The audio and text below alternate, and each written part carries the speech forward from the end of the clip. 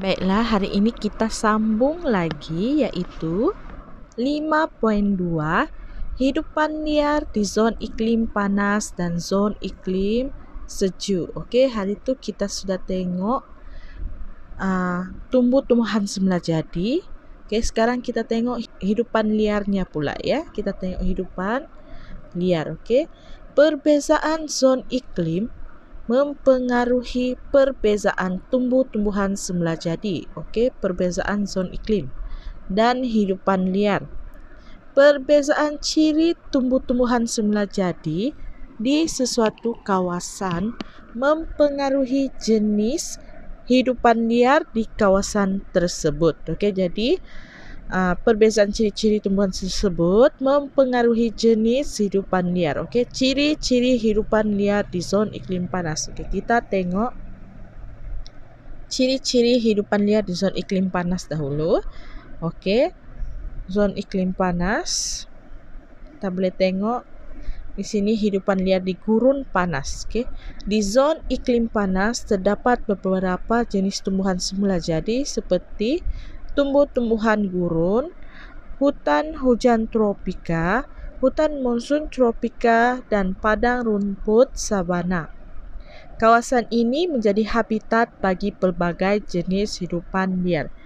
Kita tengok pertama hidupan liar di gurun panas. Okey, contoh haiwan yang ada seperti unta,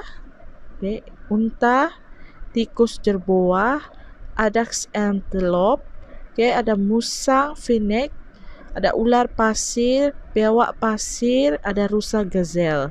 Okey, ini gambar unta, ini unta. Unta. Okey, yang ini kita ada tikus jerboah. Tengok telinga dia panjang. Adaks antelope, ada musang fennec. Kita ada biawak pasir, ini biawak pasir, dan kita ada ular pasir. Ini untuk di kawasan gurun panas. Okey, terdiri daripada haiwan nocturnal. Okey, nocturnal maksudnya aktif pada waktu malam. Kemudian haiwan ini akan menjimatkan tenaga dan air dalam badan dengan berteduh di bawah pokok. Okey, berteduh di bawah pokok dan bersembunyi di dalam lubang. Okey, itu cara dia menjimatkan tenaga dan air dalam badan mereka. Kemudian unta, ini unta, dia mempunyai bonggol. Ini bonggol dia. Bonggol untuk menyimpan tenaga serta mempunyai bulu mata yang panjang. Bulu mata yang panjang untuk menghalang pasir masuk ke dalam mata. Okey, bukan suka-suka ada bonggol, bukan suka-suka bulu mata panjang, tapi kalau ada bonggol itu untuk menyimpan tenaga. Bulu mata yang panjang untuk mengelak daripada termasuk pasir ke dalam mata. Okey, ini rusa gazelle. Okey, rusa gazelle. Kalau rusa gazelle pula mempunyai kaki yang panjang untuk berlari jauh. Okey, jadi fungsi kaki panjang ini sebenarnya untuk berlari jauh. Okey. Kemudian adaks antelope ini mempunyai tapak kaki yang lebar. Tadi rusa kaki yang panjang. Okey. Kalau rusa gazelle kaki yang panjang. Kalau adaks antelope ini dia mempunyai tapak kaki yang lebar untuk berjalan atas pasir. Okey, supaya tidak termasuk dalam pasir. Ya, coba kamu pakai kasut tinggi. Kalau perempuan pakai kasut tinggi, jalan di atas pasir mesti termasuk dia punya tapak kasut tu. Jadi, kalau tapak kasut kamu lebar, jadi mudahlah untuk berjalan di atas pasir. Okey. Itu untuk hidupan liar di gurun panas. Okey. Sekarang pula kita masuk kepada hutan hujan. Hutan hujan tropika. Kita tengok haiwan apa yang terdapat dalam kawasan tersebut. Okey. Terdapat beberapa kategori hidupan liar seperti mamalia, reptilia, amfibia dan burung. Okey, lapisan dalam hutan hujan tropika ini mempengaruhi kepelbagaian hidupan liar. Setiap lapisan membentuk habitat pelbagai jenis hidupan liar. Jadi ada lapisan dia ya, ada lapisan macam ini, lapisan renjong, lapisan kanopi, lapisan tengah, lapisan lantai, hutan. Okey. Kita tengok bahagian lapisan renjong dahulu. Ini lapisan renjong. Lapisan renjong. Okey, lapisan renjong di antara 50 hingga 40 meter, 40 hingga ke 50 meter ketinggiannya, paras ketinggian dia. Jadi, hidupan yang terdapat pada paras lapisan renjong ini contohnya seperti burung enggang. Okey, kelawar, burung kakak tua. Burung kakak tua, lebah. Itu bahagian lapisan renjong.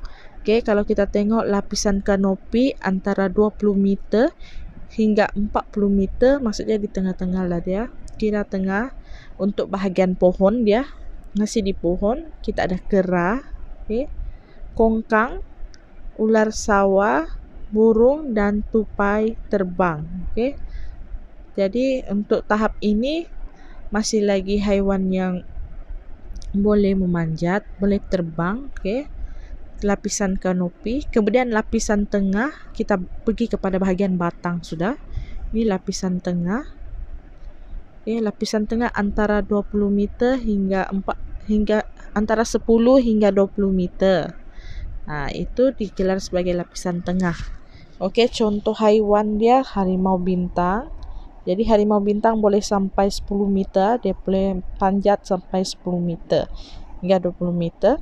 Kemudian katak pokok, tupai pinang. Tupai pinang ni yang biasa kita tengok. Tenggiling, okey. Tenggiling dia boleh manjat. Lutong, ini lutong. Lepas tu ada orang hutan, okey, orang hutan. Kemudian bahagian lapisan lantai hutan, okey, yang bahagian bawah 0 hingga 10 meter, kita ada rusa. Okey, ada landak, tapir, memerang. Ini bahagian bawah tanah, seladang, ada beruang. Okey, itu pembahagian haiwan bagi setiap lapis, okey. Kita tengok di sini hidupan liar di Malaysia mengikut jenis hutan, okey. Hutan paya bakau. Okey, ini pula perbezaan mengikut jenis hutan. Okey. Burung, keluang, monyet, udang, ketam, ikan, buaya itu untuk paya bakau. Kalau paya air tawar, ular, kata, ikan biawak. Kalau hutan pantai ada ketam, siput, kera ular dan biawak. Kalau hutan gunung ada kucing batu, tikus, burung dan tupai gunung. Okey. Lapisan renjong merupakan lapisan paling atas dalam hutan hujan tropika. Okey, ini untuk hidupan liar di hutan hujan tropika. Okey, sekarang kita masuk pula di zon iklim panas. Kita masih lagi di kawasan zon iklim panas, okey, iaitu hidupan liar di hutan monsun tropika. Okey, ini kawasan hutan monsun tropika pula. Okey. Hutan monsun tropika ini kaya dengan pelbagai spesies hidupan liar seperti rusa, gajah, harimau, tapir, monyet, badak sumbu. Okey, ada ular, buaya dan burung helang. Itu untuk hutan monsun tropika. Kemudian hidupan liar di kawasan ini juga terdiri daripada haiwan yang berbulu nipis, berkulit, berkedut dan bersaiz besar. Terdapat haiwan yang suka berendam dalam air serta mempunyai jenis karnivor dan herbivor yang terdapat dalam lantai hutan. Okey. Kita tengok contoh di sini yang dia bagi adalah seperti badak sumbu. Okey, ada badak sumbu, burung helang, gajah, buaya, harimau dan ular. Kalau bahagian kalau iklim panas ini kita sendiri boleh tahu dan sendiri boleh agak haiwan apa yang dapat dalam kawasan tersebut, sebab Malaysia merupakan kawasan iklim khatulistiwa. Jadi haiwan-haiwan liar yang kita boleh nampak dalam kawasan tersebut adalah haiwan yang beriklim panas. Okey. Sekarang kita tengok lagi yang keempat, masih lagi di zon panas, iaitu hidupan liar di padang rumput sabana. Okey. Kita tengok dalam ni ada gajah Afrika, ada rusa gazelle. Okey, ini rusa gazelle ya, tadi di atas. Ni rusa gazelle yang kaki dia panjang tu supaya senang lari. Kemudian ada kuda belang, dubuk. Okey, dubuk. Kemudian ada cheetah dan zirafa. Okey. Haiwan ini akan berhijrah dari satu padang ke satu padang yang lain. Ini dia punya ciri-ciri. Kemudian untuk dubuk, cheetah dan harimau ni serta singa merupakan haiwan pemangsa. Jadi banyaklah, kalau kawasan padang rumput sabana ni lebih banyak haiwan pemangsa. Okey. Okey, kita tengok pula ciri-ciri hidupan liar di zon iklim sejuk. Okey, tadi cikgu sudah terangkan tentang zon panas. Sekarang kita masuk kepada zon iklim sejuk. Okey, zon iklim sejuk. Okey, haiwan apa yang terdapat di kawasan iklim sejuk ni? Kalau kamu tengok gambar ni, kebanyakannya berwarna putih sebab bersalji kan, bersalji. Okey, di zon iklim sejuk terdapat berbagai jenis hidupan. Okey, haiwan di zon ini mempunyai ciri-ciri yang membolehkannya menyesuaikan diri dengan zon iklim sejuk. Okey, kawasan sejuk. Jadi, apakah ciri-ciri tersebut? Kita tengok di sini ciri dia. Pertama, haiwan tersebut bersila berbulu tebal. Okey. Kemudian mempunyai warna bulu yang sesuai dengan persekitaran. Okey, kalau tengok sini ada warna putih, mesti juga ada warna putih sedikit, warna hitam. Okey, memang sesuai untuk kawasan tersebutlah. Okey, sesuai persekitaran sejuk. Okey. Kemudian hidupan liar di kawasan ini boleh menyesuaikan diri dengan perubahan iklim sejuk. Mempunyai tapak kaki yang lebar. Okey, yang ketiga, sebab berjalan di atas ais, tadi di pasir, sekarang berjalan di atas ais. Di bahagian kutub utara terdapat beruang kutub. Okey, ini untuk kutub utara.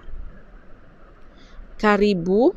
Okey, ni karibu. Tengok ni karibu, comel kan? Karibu.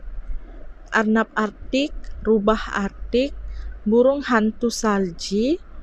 Okey, burung hantu salji, tikus lemming dan anjing laut. Tikus lemming. Okey. Di bahagian kutub selatan pula terdapat mamalia dan burung laut seperti anjing laut. Okey, ini mamalia. Ini kutub selatan, kita ada anjing laut. Okey, dan juga burung laut. Okey, burung laut dan penguin. Anjing laut, burung laut, penguin ni, comel penguin. Okey, itu untuk bahagian kutub selatan. Jadi arnab Arktik, tikus lemming, rubah Arktik, kebanyakannya beruang kutub, ini bahagian kutub utara. Okey, kutub utara. Okey, kalau kamu tengok sini, bahagian kutub utara dia lebih kepada berwarna putih kan. Kalau kutub selatan kamu tengok dia lebih gelap warna dia. Lebih pelbagai warna dia berbanding dengan kutub utara.